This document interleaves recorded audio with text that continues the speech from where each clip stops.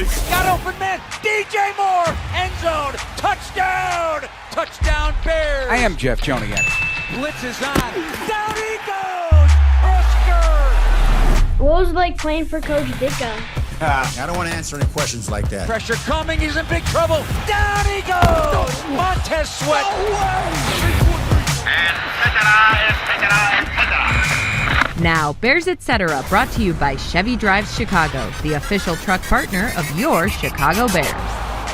It's been a minute since Bears fans held excitement about Week 18 in the NFL, what with only 2 playoff appearances since 2010. But now there is so much to look forward to, including Sunday's 3:25 kickoff at Soldier Field against division rival, the Detroit Lions. A physical playoff battle for sure. It's a tune-up, if you will, and the Lions will bring their best. With Super Bowl winning Bears guard Tom Thayer, I'm Jeff Joniak. We discussed today in episode 200 of the Bears Etc. podcast. This episode of Bears Etc. brought to you by ChevyDriveChicago.com, the official truck of your Chicago Bears. Tom, got special memories coming up and special moments with Rex Grossman, kind enough to join us today as our special guest. We'll hear that interview coming up. And Happy New Year, everyone, as 2026 arrives. We hope it's a healthy, wonderful, and fulfilling one for you and your family. And the Bears are busy digging in for Detroit. Tom, how do you feel about this? This is going to be no pushover end of a season affair, I don't believe. Oh, no. Listen, this is the divisional opponent, and they're trying to get back on track. They might have got off the rails a little bit, but, end game result really means a lot to the kickoff of an offseason. And the Bears aren't kicking off their offseason yet. They're still trying to stay in the win now mentality. So that's what it is on behalf of the Bears. And then you look at what Detroit is facing. They still are considered in the NFL conversation of being in their Super Bowl window opportunity. Yeah, it's more about worrying about the Bears and not worrying about the emotions of the Detroit Lions. But then you got the memory of that 52-21 loss that was the worst of the year. 11 games after an 0-2 start was whatever happened in that Detroit game to get refocused, say, guys, we got to play some better football. Yeah, we didn't know a lot about the Chicago Bears at that point. We didn't know a lot about how Ben Johnson was going to handle the development of the team, the locker room, and everything else that takes place, and the difficulty of all that. And from what the Bears were able to, recover after that loss, I admire them even more, because you got to make sure that you keep the locker room intact. You got to make sure that you can still deliver that message to everybody in that locker room, and they're getting it. So I think from what they were able to do since that second game of the season is more admirable than some of the other cases or seasons that we've been through. And I'm excited to see how this thing is going to continue on until the end. Caleb Williams playing some very good football, Tom. Making big plays, look routine, continues to protect the football and find his skill players. And there have been a bunch of them coming through, leaning into the rookies, for example. When he faces Detroit on Sunday, they will be a muddled secondary from what he faced in Week 2. No Brian Branch, no Kirby Joseph. There's a lot of change there, but they still have Aiden Hutchinson to keep an eye on in the protection game. What else? What's the matchup look like to you? They still have 2 premium running backs. They still have a quarterback that has a lot of experience. But you always say defense travels well and a running game travels well. Well, defensive pass rushers travel well. And when you bring up Aiden Hutchinson, he is a guy that you're always going to have to be concerned about and aware of. So, that's one guy. Then they got some interior help back on the defensive line. But it's going to be so far removed from the last time they played each other. It's almost like 2 different teams are facing off again. And so I'm not really concerned about what happened 18 weeks ago. I'm really concerned about how they're going to go about business this Sunday. Because when you talk about just specific developments, what the rookies are contributing on the offensive side of the ball for the Bears, unlike what they really weren't contributing in the second week of the season. So, there's going to be a lot of things that Detroit's going to have to think about as well as the Bears have to think about. When you look at Detroit's weaponry and Jared Goff and the history of what he's been like on the road outdoors. He's not often outdoors, and so they always say, hey, you like to muddy the pocket for a guy like this, and got to tackle these guys with the ball in their hands. It's not easy tackling Montgomery, not easy catching up to Gibbs, not easy catching up to Jamison Williams. Isaac Tesla is a vertical threat. I'm talking like jumping. He's a 50-50 guy that can get the football. And Amon-Ra St. Brown, if he's available, obviously he's a short space slot demon. This is a lot for a defense that just had a tough matchup with the 49ers and all their weaponry. How important is it, in your opinion, that they stay on top of that as they gear up for the playoffs when you're going to be facing great skill position players all the way through?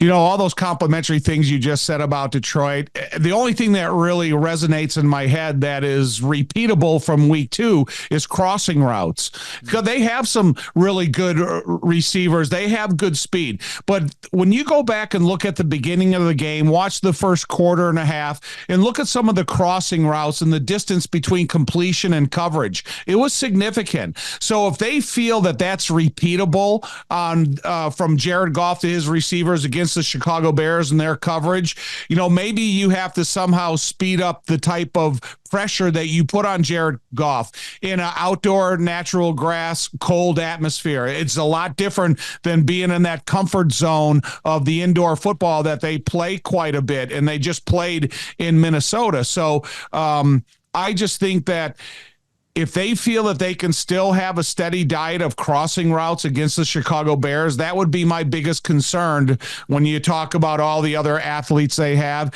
And they don't have Sam Laporta, a talented tight end that's made big numbers in the NFL since he's come aboard. And to see where the distribution of those tight end catches go, just like how much better the Bears tight end catches have gone between Cole and Colston. So, there's some similarities that Detroit can have, and there's some significant differences that the Bears can have. How do you tell a cashier you're a Bears fan without telling them you're a Bears fan? With a Chicago Bears PNC Bank Visa debit card, which gets you exclusive discounts on Bears merchandise. Find out more at pnc.com/BearsCard. And when Mexican heritage meets American brewing, game day gets an upgrade. Introducing Cruz Blanca, a line of Mexican-American premium cervezas. Celebrate responsibly, Chicago. Let's listen in to Rex Grossman. We had a wonderful conversation with him, the former Bears quarterback, first-round pick in 2003, Super Bowl starting quarterback in 2006, and 3 years later, off to Houston, then Washington, Cleveland, Atlanta, for a career that wound up being lengthy, but he loved his stay in Chicago. We got to see each other on a trio of boat cruises on the Chicago River through City Cruises with Brian Urlacher and Alex Brown, his former fellow Gator. And I got to say, Rex, it was so great to see you and see how the fans responded to you, and you being back in the city that you really have a lot of respect for. You love this town, and you were great. You were great. I appreciate it. Yeah, it was fun seeing Brian Urlacher and Alex Brown and yourself. It was just a really cool trip down memory lane, plus meeting the fans and just talking about the 2025 Bears and reliving some highlights of my life. Really, I call it the best 6 years of my life when I was in Chicago, just getting drafted in the first round to that city to play for that organization.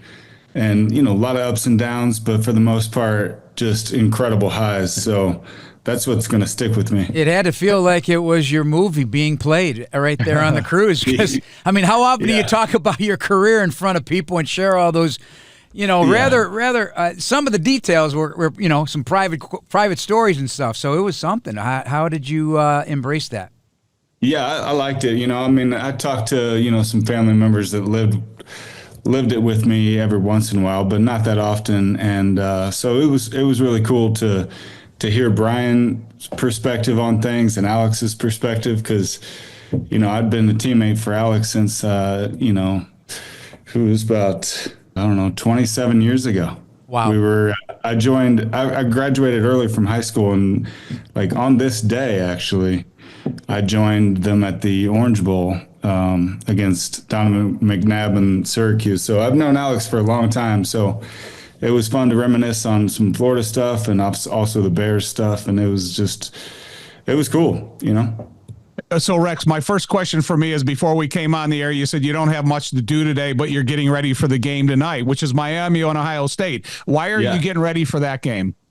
Well, I'm a huge Gator fan, obviously, but they're not very good this year. But my second team, close second, is Indiana. So I'm a big IU football fan, and we're having an incredible year. And my eyes are glued on every single college football playoff game anyway, but heightened attention to every single aspect this year because Indiana football is number one in the country. It's crazy. So, and I'm just a huge football fan. I was before I started playing, and during and after. I can't get enough of it. Yeah, me too. So the modern day IU, you brought it up. You're from Bloomington, Indiana. If the situation was different and they were in the position they are in today, would Florida be enough to get you out of Indiana, or would you have went right to your backyard, stayed overnight at your mom and dad's house, and gone to college at IU? It would have been a lot tougher decision. You know, I went to all those IU games growing up from time I could walk, and first of all, they weren't very exciting games, and they were just like okay to not very good. You know, like the 6-6 season, maybe occasionally get like an 8-4 year. Trent Grain and Anthony Thompson were playing pretty well. Von Dunbar was an exciting running back, but it was just highlights here and there. So when it came down for me to choose a school, I wanted to play in big time games, not like let's leave at halftime to go watch the Florida State game. I wanted to be in the Florida State game. So, you know, growing up in the mid 90s, everything was, Danny Warfel, Charlie Ward, those were the exciting games to play. So if things would have been different now, I would have definitely considered Indiana. I can't turn my back on Florida saying it would be 100%, but it would have been a lot harder. So Steve Spurrier, from me being older and looking at his creativity and what he was doing down there, is Steve Spurrier built for modern day football? Probably. Was he before his time in terms of what he did in football and on offense? Absolutely. I mean, the greatest thing was he understood how to manipulate defenses, and every single coverage that we would anticipate, he gave the quarterback an opportunity to, these are the 5 route beaters we like against that coverage, and gives you the opportunity to hand signal those at the last second. Okay, they're going to cover 3. I like a curl flat here. So, you just like give a little signal, and receivers are looking at you, and you got a curl flat, and you know exactly what coverage you're going up against. You know the exact, places to beat them and who to manipulate with your eyes, and everything was quick, and it truly was the fun and gun, because he would come up with so many unique ways to disguise a curl flat in different ways, and Ron Turner did a lot of that. Most of his stuff was pure progression, we're going to call it, and go through it as you see it. But when I went to Kyle Shanahan with the Texans and then the Redskins, he was a master manipulator with the play action. I'm going to suck this linebacker up so that we can hit a little crossing route right behind him on a 5-step drop. And you see a lot of that in the NFL now, especially in short yardage and stuff. So I was blessed to have played under 2 very impressive coaches throughout my career, and some great ones, but just those 2 stick out in my career. Obviously, when you're watching games, you see it from a professional football SEC great, and so you can identify things. So as you've watched, and I don't know how many games you've been able to watch of the Bears, and seeing how Ben Johnson manipulates and his concepts and everything, how impressed are you with what you're seeing? Yeah, I mean, I think he's exactly what the Bears needed and exactly what Caleb needed, because Caleb seems like one of the most talented quarterbacks in the league, and is used to making pretty spectacular plays.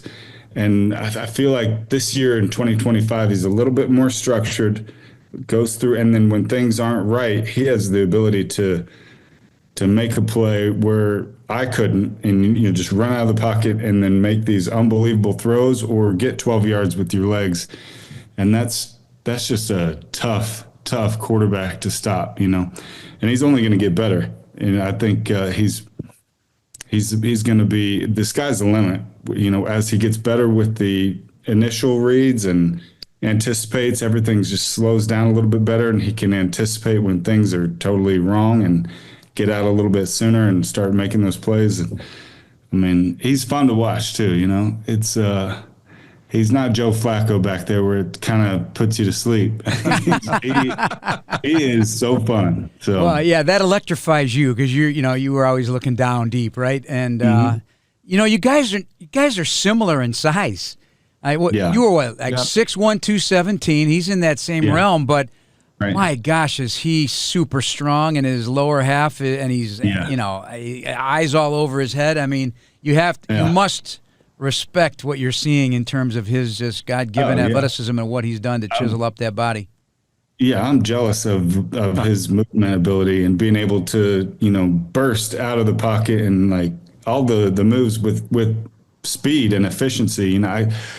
I had to kind of either try to manipulate someone or slide to my right and throw it away. Could you throw well on the run to either side? Because he seemingly can do it both, and he's worked himself into that position by practicing it through his whole life to be able to go both ways, backwards and forward. Yeah. No, I could roll into my right. I could throw no problem. It was like I almost enjoyed it because you get that momentum. You get that momentum, and you can really kind of, use the all the running to your. But running to the left, you kind of have to turn your left shoulder a little bit, and you kind of slow down and concentrate a lot more. Where rolling to the right's like recess. So he does a great job of turning his shoulders and almost running backwards and just flicking it, and it's impressive. I definitely would prefer to roll to my right, but when a bootleg left is called, you run it. Hey, Rex, Jeff and I have been blessed with having some great quarterbacks on this podcast over the last couple of weeks, and we always talk about terminology and patience.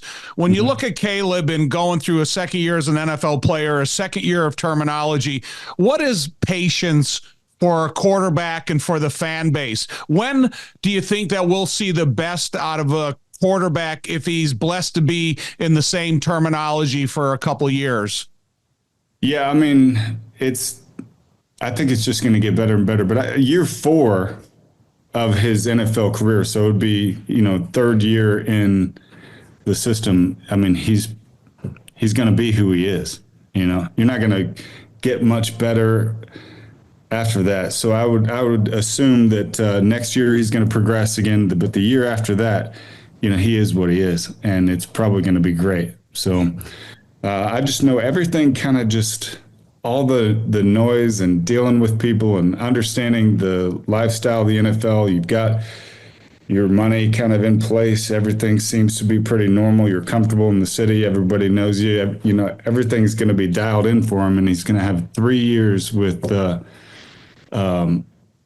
coach there. So he's going to be who he is in 2 years, I think. The personnel groupings that he's been blessed with, the receivers they brought in, the tight ends they brought in, always having a stable of running backs. When you have a variety of players that you're going to use your system with, is it easier if you only throw into a couple players for a season, or is it kind of similar if you're throwing to 6 players during the course of a developing system? Yeah, I think it's pretty, I liked speed, just to be able to like threaten the defense to get them off instead of like having them not scared to go deep, So I think, if he can get some burners going that really get the defense to haul ass out of there, it'll make the shorter stuff, the intermediate stuff going. And I don't know how fast Luther Burden is, but he's fast. He's the type of guy that, that needs to, you need a couple guys that really stretch the defense, and then you can kind of dial in how far you can throw it, and, developing those kind of develop, and, the cohesion with the receivers really happens year to year. And I really can't speak to that because it didn't really have the same group over and over again, because it didn't really play that much. But when I did have a great relationship with the guy, man, you felt a little bit more comfortable taking a chance that he was going to get to the ball, or that he was going to at least, protect you. And it gives you more confidence to let things go, because you have to make a decision. Every throw is an educated guess, even wide open ones, that they're going to run the right route, and you got to put that much air into it. So the more reps he gets with the young guys and they develop, it's going to just be even better. Bears fans, gear up at the Pro Shops at Soldier Field, your home for officially licensed jerseys, headwear, hoodies, and more, open daily. You just jogged something in my memory, because I recently heard a conversation between a former NFL executive about quarterbacks who managed to stay their whole career at one team, because you're going to outlive most of the guys on your roster as the quarterback. So you're going to be, every few years, you're getting all new guys to throw to. So everybody who thinks the offense is just going to keep humming the way it is, you got to reindoctrinate a bunch of new, younger players that have to adapt your way of thinking and your chemistry. That's something I never really thought about. But in the lifetime of a Patrick Mahomes or an Aaron Rodgers or Justin Herbert, they're going to have segments of their career with all new weapons, more than likely, right? And how does one handle that? Well, I mean, that's the offensive coordinator's job, is to make the quarterback position as easy as possible, and bringing in the guys with the wide receiver coach and the offensive coordinator, getting them to exact spots on time, and so that you don't have to look at the receivers. You can manipulate coverage, or you can, make sure you're protected and, do all that stuff, and then make sure you're protected and get your eyes where you're supposed to be. You can't just watch the receiver the whole time. So receiver detail is extremely important to offensive success, because you can't make sure or second guess that they're going to be at that exact depth or cutting it when you're expecting them to. And then, when you play with them long enough, you got a slant route, but there's a linebacker in the hole, and just being able to wait for that second window, those things like that come with, time and understanding and good football intelligence by both quarterback and the receiver. So, it's the offensive coordinator's job to kind of make sure all that goes well. Rex, do you believe that you have to practice at 100% in OTAs and training camp in order to get the precision, the timing to the exact that you're kind of alluding to? Or is it something that you can take it from the classroom to the field? No, I think it's sad that there's a lot less practices. I think, from a quarterback standpoint, we don't have to hit the offense and defensive line, but when I was playing, we would have, 15 OTAs and 3 mini camps, especially with a new coach. You'd have an extra mini camp, and those reps were important for me to be able to get the timing and rhythm and prove yourself to your teammates and gel like that. And, you can go to LA or Florida or something and have a passing camp on your own, but it's not the same. Having live reps in practice is the only way you're going to get better and prove to yourself and to your team that what you're doing and you've got this. And likewise, from the receiver standpoint, there's so many different looks. You're running a slant versus cover two, and the corner's jamming you. What's your angle coming flat? It's got to be flatter.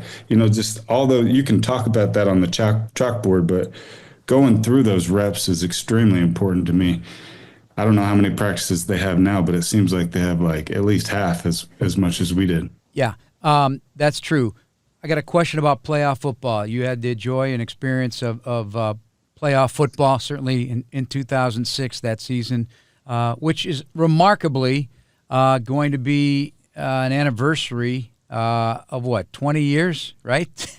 Yeah. This as we move into January on this New Year's Eve taping of this, so a 20-year anniversary of going to the Super Bowl. But to tell somebody, even though they played at a big-time college and had bowl games or compete for a national championship, what young players who have never, or even veteran players who've never played in a playoff game, we always say the intensity is so much different than an intensity of a regular season game, even an important regular season game. How would you quantify that difference? and put it into context of what the Bears will be facing for many of these guys the first time in a playoff game coming up. I kind of, the first game of the year, opening kickoff, I was always so nervous. I mean, it's exciting. This counts. It's real. Everybody's a little unsure and kind of needing success to build on success. It's a little bit like that, but times 10 with the excitement and the fans' excitement. You feel all the energy from yourself and everybody around you in the locker room. You can kind of feel the intensity just walking around, getting ready for the game. And then once it kicks off, it just amplifies. And then that's the same kind of feeling you have, opening day, with all that kind of nervous energy. And then, by the second quarter, it's just football. It still matters more and there's an increased intensity, but it kind of just has a way of kind of coming back down to execution and playing, and you get into that mindset where everything kind of shuts down and you just start playing. So the first quarter, it's pretty special, and it is so fun. I mean, there's no more fun football to watch or to play in than NFL playoffs. So, they're going to get to experience that. And no matter how well they do, I hope they win the Super Bowl, but if they don't, this is valuable experience that everyone in that building is going to get. Rex, I don't want to let you go without asking you this question. The next teammate that is in the Hall of Fame, when you look at Olin, you look at Peanut, you look at a guy like Thomas Jones, you look at a guy like Lance Briggs. Do you have any opinion of who should be the guys that you've been around that should be the next Hall of Fame player? Olin Kreutz, Lance Briggs, and Peanut deserve to be in the Hall of Fame. I know a lot of everyone you name deserves it. But when we were a team, those guys were special, and everyone knew they were special, and they were leading us to something special. So Peanut was a big physical corner that just made play after play and was always around the receiver, making them, uncomfortable. And he played that position as well as anyone I saw during my time in the NFL. He may not have been like a glue, kind of quick twitch, small receiver making your defender making picks all the time, but he was a disruptor, and he obviously forced a lot of fumbles. We all know that. But beyond that, I remember my first start. He went up against Randy Moss against the Vikings, and went up and they threw a fade route, and they've got the "you got Moss" stuff on ESPN. Right. He went up and mossed Moss to win the game. And that was my first career start ever. And wow, I got drafted with Briggs and Peanut, and Lance Briggs was like the perfect linebacker for Chicago with Brian Urlacher right next to him, playing that cover two. Brian could cover so much ground, not having to run back. He had such wide range in the passing game, and Lance would just come in and pick up all the scraps, and everybody was focused on Brian. He could run side to side, but man, Lance could hit, and he was in the right spot, and he just brought so much energy.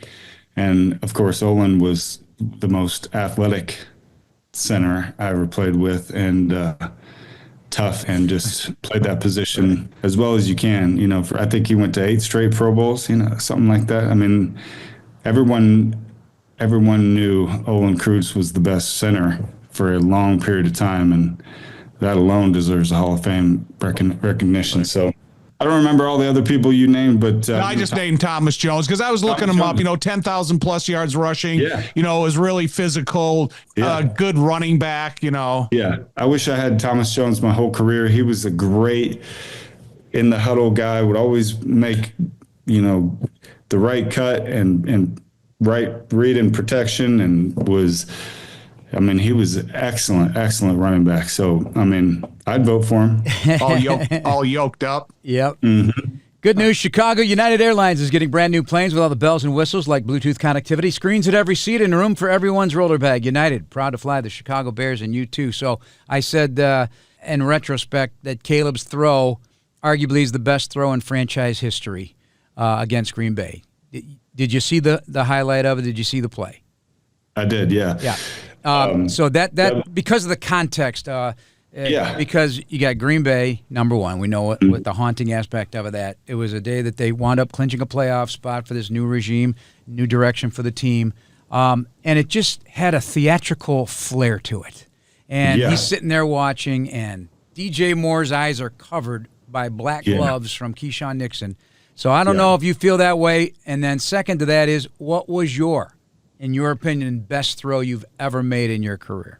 Well, that was recently one of my favorites also, because I moneylined the Bears. And I had a bunch of money on the Bears, and I was thinking, oh, man, there's no chance. And then they get the onside kick. I'm like, oh, shit, we got a shot here. And then, that throw in overtime, it was important. It's important to beat Green Bay because they've been so good for so long, and we need to get over that hump. And I think it's starting to turn in our favor, at least the momentum. And you can tell in the future we're going to be good. We're going to, at the very least, be right there with them competing, if not just taking over the NFC North for a while. But, my favorite Bears throw was probably, I got a few, but the one sticks in my mind. We're in overtime in the playoffs against the Seahawks, and it's 3rd and 10. We got the ball first, so we got to do something. We call a seam. We got 2 comebacks and a seam route going, and take 7 steps, look off the safety, and then I see Rasheed Davis just running right up the seam with a clear passing lane through the linebackers, and the corner on the outside is covering the comeback. I'm like, oh shit, I got it. And I didn't hesitate and ripped it to him, and he caught it and did the blow it up or whatever he did. And then Robbie Gould finished it off with a field goal to win in overtime in the playoffs. And I had a lot of pressure come on me coming into that game to play well, and to be able to deliver in that moment was huge for me. And then, went on to beat the Saints and went to the Super Bowl. So that was probably my favorite play. Earlier in that game, I threw like a 70-yard touchdown. That was probably the best throw I've ever thrown. Who caught that one? That was Bernard. Okay. Yeah, it was a big deep post over the free safety, and it was. So that game particularly was probably my most important, and had my best throw of my career. So those are special memories. Here's what's crazy.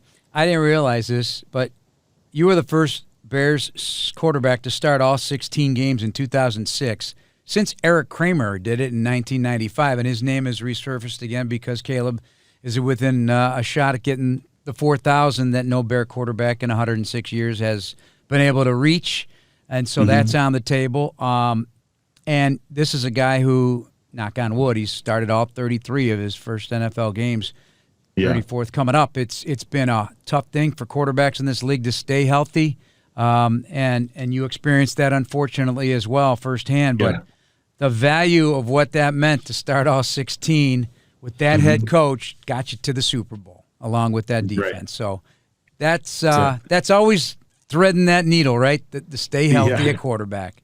Yeah, stay healthy, and the goal is to make the playoffs, and then play your best football. And I think he's got, what do you say, 33 games under his belt now?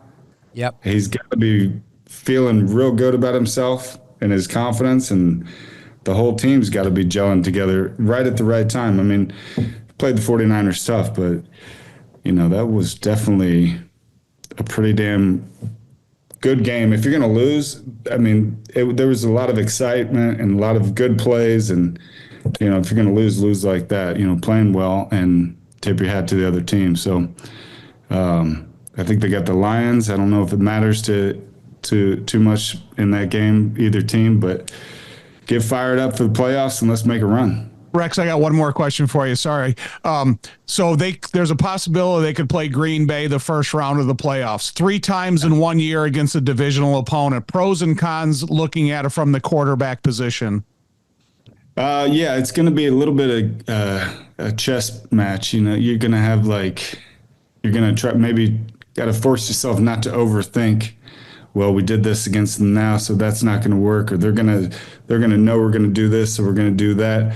I'll just play your best football, play fast, and let it rip, and don't try to overthink. The chess moves. Like, well, they're gonna just let your mind go and let's let it rip. I feel like the Bears should want to play Green Bay. They know them. They know they're better than them. They're healthier. They're ready to go. So, bring it on, Packers. I mean, I hope they play the Packers because they've got the confidence. They beat them, and they got them. They'll have them at home. Yep. Or would that be At home? At home. Yep. Let's do it again, man. Well, the crazy thing about that, it's not just 3 times. It's 3 times in 6 weeks. Yeah, true. That's like facing your little brother every morning. Yeah. Oh my gosh. Well, Rex, that's great news to hear from your perspective on all of that. So, one last thing, we'll let you go. I know it's longer than I said, but it was inevitable. You're a wonderful guy to talk to. So you're 45 right now. Yeah. Phillip Rivers at 44, starter for the Colts. When you saw that, that commercial with a little kid right now, were you out like loading up the alarm? Yeah. Backup quarterbacks can last forever. Yeah. I went in the backyard to see if I still got it. Yeah. And I don't. No, I mean, he coached high school football. He had to been out there showing them how to do it and warming up with the quarterback. So his arm was probably getting a lot of work during the football season. And, you could tell. I mean, he didn't really have any zip on the ball, but he was still making plays and doing some things. So it was pretty impressive. And but it goes to show you, man, we should have 3 quarterbacks on the team, like ready to go. Have a lot of OTA. Like, don't count the 3rd quarterback, but at least have 3 quarterbacks. So I felt bad for some of the guys that really wanted a chance to get in there and prove themselves, but it was still entertaining to watch a 44-year-old grandpa throw it around a little bit. Amazing. Yeah. All right, Rex, appreciate it so much. Happy New Year to you and your family, and enjoy the bowl season and enjoy Bears playoff football. All right, thank you. Thanks, Tom. You, Rex. Appreciate it. See you, buddy. Tom, what are some of your takeaways? Enjoyed talking to him. We could have kept going. I love talking quarterback play with him as well, and a lot of interesting perspective from Rex. I like the person because, Jeff, as we broadcasted for these guys throughout the entirety of their career, you don't get to have a lot of casual conversations with them. It's just because they're always working. You don't have the time, and that just doesn't fall together. You've had the opportunity over the last couple of the summer weeks to have some individual conversations with them. But when we get to sit down on this podcast and get to explore the person a little bit more, and he's 45 years old. Now we're talking to a 45-year-old Rex Grossman, not a 20-year-old, 25-year-old Rex Grossman. And I really appreciate where a lot of these Chicago Bears have gone in their life, the success they've had as NFL football players, but then where they've gone into adulthood. And I appreciate it. And when we get a chance to interview the ex-Bears, it's probably my biggest thrill, because just throughout all time, whether it was an ex-teammate of mine or a player that we didn't get a chance to have very many personal discussions with, I just really enjoy that opportunity. Yeah, he's doing great. Owns a medical supply company with he and his wife working at that. So they are enjoying themselves down in Florida, and loves watching football. He's constantly watching football. I know he's done some SEC podcasts as well, as an SEC football legend as he was, and a University of Florida Hall of Famer down there. So the football, I love the fact that he is a major football fan. So he has great perspective on all things right now about pro and college. Yeah, but the thing about it is, what I was really surprised at, the first thing you did, you asked him, hey, how's your day going? He goes, I just don't have much to do today. I'm just waiting for the game tonight. And it's the Miami Hurricanes against Ohio State, and he went to Florida. And so it kind of caught me off guard, but it also ignited a thought going, wow, this guy must really still love football. Oh, yeah. Because like all of us do that love watching football, that he has the same interest in an opponent or a different Florida school that as a 45-year-old ex-football player than as if he was at Florida getting ready to play Miami. Exactly. All right, Tom, that's going to wrap us up. Score big at your local Chevy dealer. The Chevy Silverado will take you through this season in style. Chevy Drive Chicago, official truck partner of the Chicago Bears. Thank you very much to former Bears quarterback Rex Grossman. For Tom Thayer, I'm Jeff Joniak. Thanks for listening, and please subscribe now on the Chicago Bears official app, Apple, Spotify, YouTube, or wherever you get your podcast. Tom, do you have a New Year's resolution for 2026? Yes, be nicer to you. That'll do it. That put a smile on my face. That'll be it for us. Bear down, everybody.